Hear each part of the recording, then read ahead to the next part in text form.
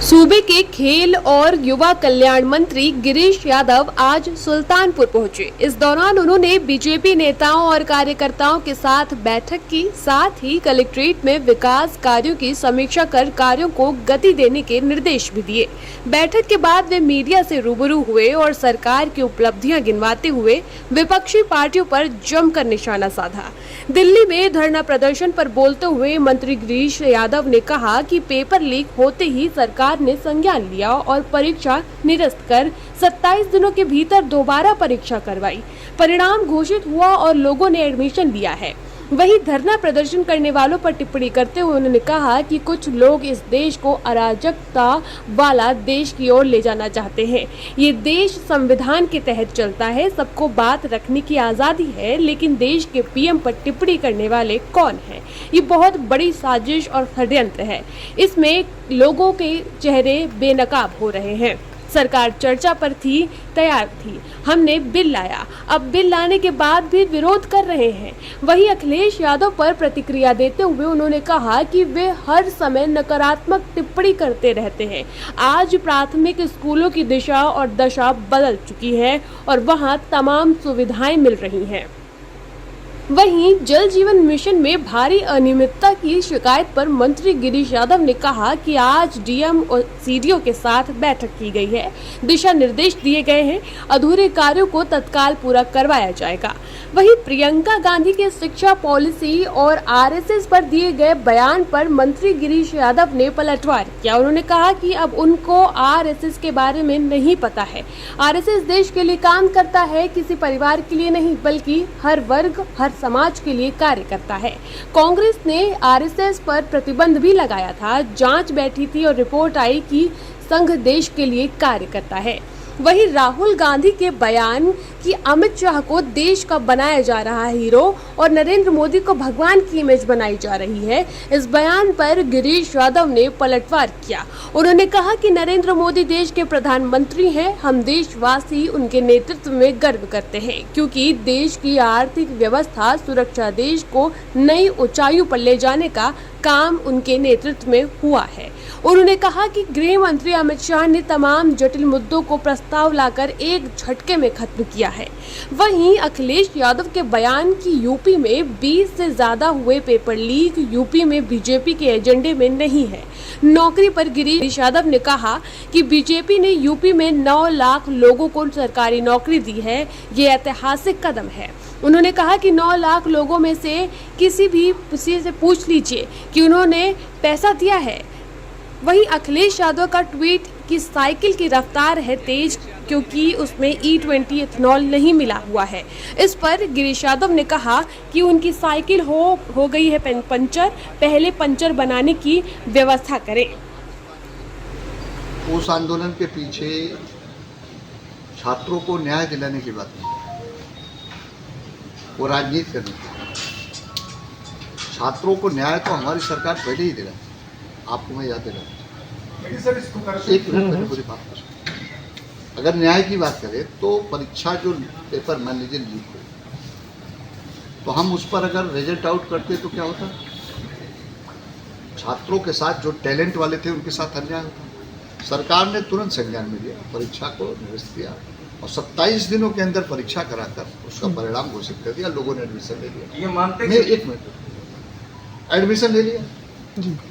Admission लेने वाले तो चले गए छात्र लोग। और मैं आपको बताना चाहता हूँ, जो लोग धरना प्रदर्शन कर रहे हैं उसमें आप पता कर लेना, मेरी बात सही है कि क्या वो नीट की परीक्षा में शामिल हुए थे? ये कौन लोग हैं? ये कहाँ से आए लोग? इस देश को बांग्लादेश बनाना चाहते, इस देश को जहाँ जिस तरह से अराजकता वाला देश, वो देश की ओर ले जाना चाहते। ये देश हिंदुस्तान जो है, भारत जो है, संविधान के तहत विश्वास रखता है। संविधान के तहत सबको बात रखने की आज़ादी, लेकिन ये इजाज़त नहीं देता कि देश में कि किसी के मतलब इस तरह के अभद्र टिप्पणी देश के प्रधानमंत्री जी के बारे में किस तरह से गालियाँ दी गई। कौन लोग?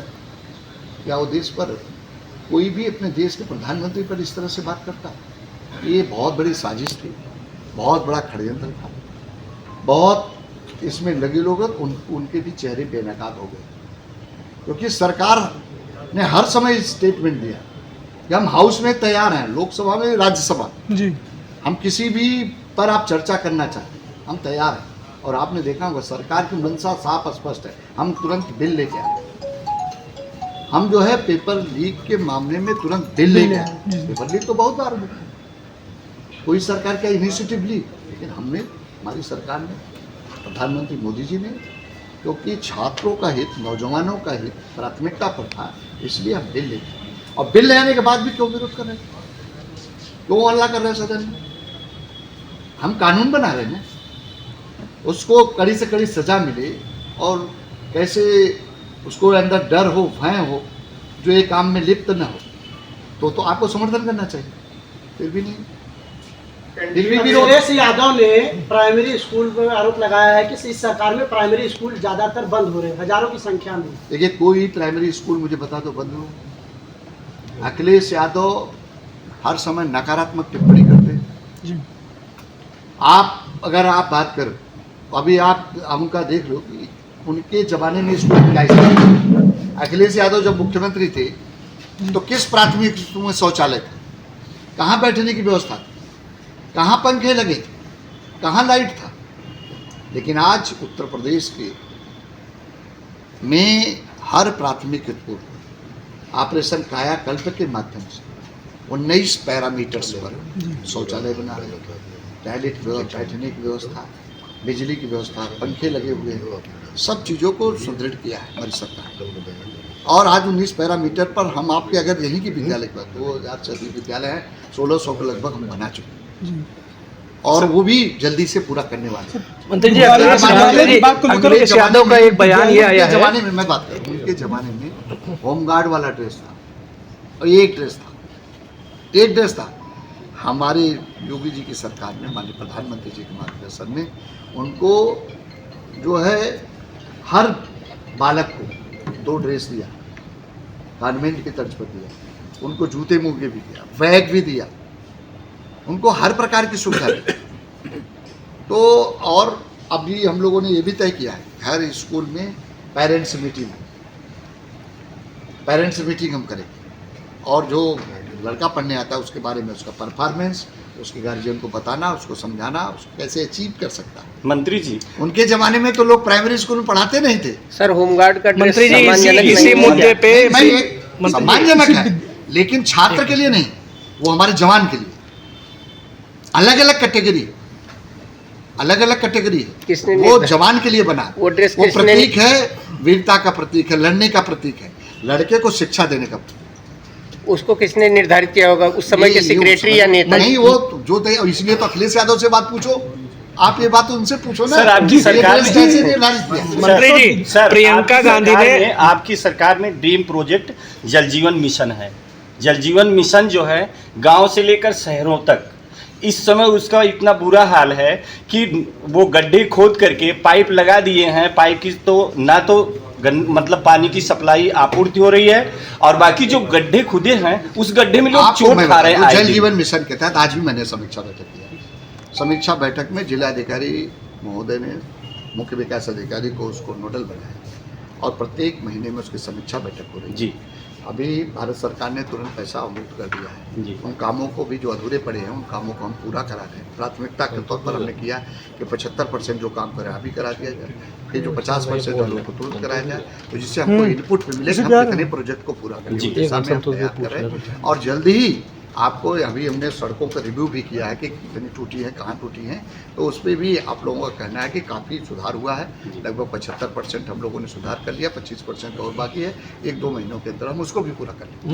मंत्री जी शिक्षा व्यवस्था सुधारने की आप बात कर रहे हैं। प्रियंका गांधी ने आज सदन में बयान दिया है कि बीजेपी और आरएसएस चाहे एजुकेशन सिस्टम बदल ले, पॉलिसी बदल ले, चाहे ड्रेस बदल ले, लेकिन उससे कहीं कुछ होने वाला नहीं है। आज़ादी में सत्य और अहिंसा के मार्ग पे कांग्रेस ने जो है आज़ादी की लड़ाई में भाग लिया, उसमें आरएसएस कहीं काम नहीं कर रही थी। अब उनको आरएसएस के बारे में पता नहीं, न आरएसएस के बारे में जानती। वो तो जम्मू और कश्मीर को उनके परिवार वाले कहाँ ले जाना चाहते हैं? अगर जम्मू और कश्मीर बचा है तो किसके नाते बचा है? श्यामा प्रसाद मुखर्जी जी के बलिदान के कारण बचा, नहीं तो वो भी चला जाता। तो वो देश के बारे में क्या जाने, देश के लिए, चाहे वो राष्ट्रीय स्वयंसेवक संघ, वो देश के लिए काम करता है, किसी परिवार के लिए नहीं करता, हर वर्ग के लिए करता है, हर समाज के लिए काम करता है। और 100 सालों से ज़्यादा उनके जो है काम करते हो गए। तो कांग्रेस ने तो संघ पर प्रतिबंध भी लगाया था, 3 सदस्यीय कमेटी बनी और जांच रिपोर्ट आ गई, संघ जो है देश के लिए काम करता है। वो क्या सोनिया गांधी उनके प्रमाण की कोई आवश्यकता नहीं। राहुल गांधी कह रहे हैं कि एक इमेज, एक देश में इमेज बनाई जा रही है, अमित शाह को देश का हीरो बनाया जा रहा है और नरेंद्र मोदी को भगवान बनाया जा रहा है। ऐसे ही एक इमेज बनाई जा रही है जिसमें मीडिया और सिस्टम। प्रधानमंत्री मोदी जी देश के प्रधानमंत्री हैं और प्रधानमंत्री मोदी जी के नेतृत्व में हम देशवासी गर्व करते हैं, क्योंकि देश की आर्थिक अर्थव्यवस्था की बात करें, देश की सुरक्षा की बात करें, देश को नई ऊंचाइयों पर ले जाने की बात करें, तो माननीय प्रधानमंत्री मोदी जी के नेतृत्व में हुआ है। और माननीय गृह मंत्री जी जो सदियों से जिस मांग की हम करते थे कि 370, 35 से नागरिक संशोधन बिल, 3 तलाक का मामला, ये तमाम ऐसे विषय थे जिसको हम सोचते थे कभी नहीं होगा। देश के गृह मंत्री जी ने प्रस्ताव लाकर एक झटके में सब काम को पूरा कर दिया। मंत्री जी, सुल्तानपुर जिले में दुबेपुर ब्लॉक में पल्हेपुर पड़ता है। पल्हेपुर ग्राम सभा में कुछ विद्यालय ऐसे हैं 50-50 मीटर की दूरी पर 3 सरकारी स्कूल है सर, जबकि उनको विलय नहीं किया गया। आखिर ऐसा क्यों है? कंपोजिट क्यों नहीं किया गया? आप तीनों विद्यालय हमारे चल रहे हैं 50-50 मीटर की दूरी पे, ठीक है जी। 50 विद्यालय तो संचालित है, छात्र की संख्या उसमें कम है, छात्र की संख्या कम है, तो क्या से हम संचालन तो नहीं, जो शासन से आया हुआ था कि विद्यालय को कंप्लीट किया जाएगा स्टेप बाय FIR है उनके ऊपर। क्या ये फास्ट जो कानून बन रहा है इनका भी देखो, देश का कानून सबके लिए लागू। आप पहले दूध का दूध पानी का पानी होने दो, तो पता चल जाएगा कौन लोग हैं, ये आपको साफ हो जाएगा। एक आखिरी सवाल है हमारा कि अखिलेश यादव जी ने कहा है कि यूपी में अब तक 20 से ज़्यादा पेपर लीक हो चुके हैं, परीक्षाएं स्थगित हो गई हैं और यूपी में भाजपा के एजेंडे में लोगों को नौकरी देना ही नहीं है। भाजपा ने यूपी में 9 लाख लोगों को सरकारी नौकरी दिया है, ऐतिहासिक कदम है, ऐतिहासिक कदम है। और 9 लाख जो सरकारी दिया है, 9 लाख लोगों में से मैं कह रहा हूँ कि एक भी आप कोई बुला के लाओ और बता दे कहीं पैसा देखने की। वो कह रहे हैं पेपर होने से पहले ईमानदारी के साथ हुई, कोई माई का लाल बता नहीं सकता। सर, सुल्तानपुर में मदरसा बहुत है जो कि अवैध मदरसे हैं और हिंदुत्व के साथ कार्रवाई कर रहे हैं। अच्छा मंत्री, जो भी ऐसे अवैध काम होंगे, मंत्री जी, जो भी गलत काम होंगे, मंत्री जी, अखिलेश यादव ने अभी एक ट्वीट किया है, दिया गया जन सहयोग। मंत्री जी, अखिलेश यादव ने अभी एक ट्वीट किया है कि साइकिल की रफ्तार इसलिए तेज है कि उसमें E20 एथनॉल नहीं मिला रहा है। देखिए, उनकी साइकिल जो है पंचर हो गई, पहले पंचर बनाने की व्यवस्था शुरू कर दी। मंत्री जी, आप जिले के प्रभारी हैं, मंत्री जी उसके नाते आप जिले में क्या सुविधाएं देना चाहते हैं युवाओं के लिए? मेरा प्रयास है सभी को साथ में ले चलने का, सभी कल्याणकारी योजना से हर गरीब को जोड़ने का हमारा प्रयास होगा। और जो हमारी समीक्षा बैठक में यही रहता है, सभी अधिकारियों के यही इस बात करनी चाहिए और लोगों को कैसे रोजगार से भी जोड़ा जाए।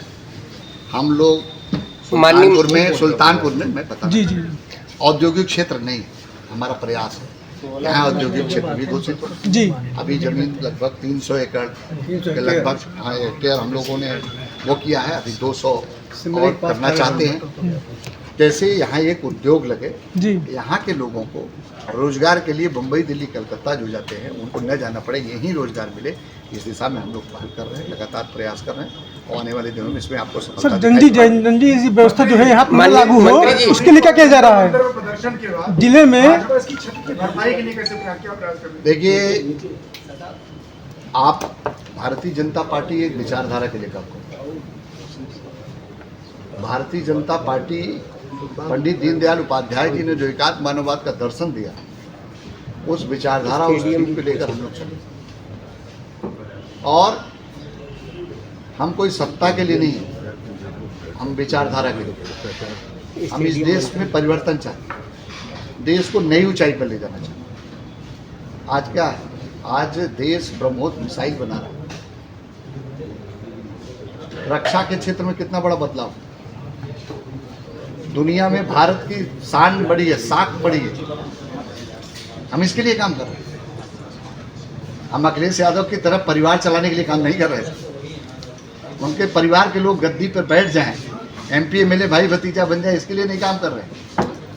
हम देश के लिए काम कर रहे हैं और देश के 140 करोड़ जनता के उत्थान, उन्नयन, उनका विकास हमारी प्राथमिकता है। सर, जिस तरह से जनजी लोगों ने ये धरना प्रदर्शन किया, उसको देखते हुए सुल्तानपुर में किस तरह की व्यवस्था लागू की गई है कि इस तरह की चीजें यहाँ पर न संचालित की जाए? नहीं, वो जिला प्रशासन इस पर मॉनिटरिंग करता है। Thank you.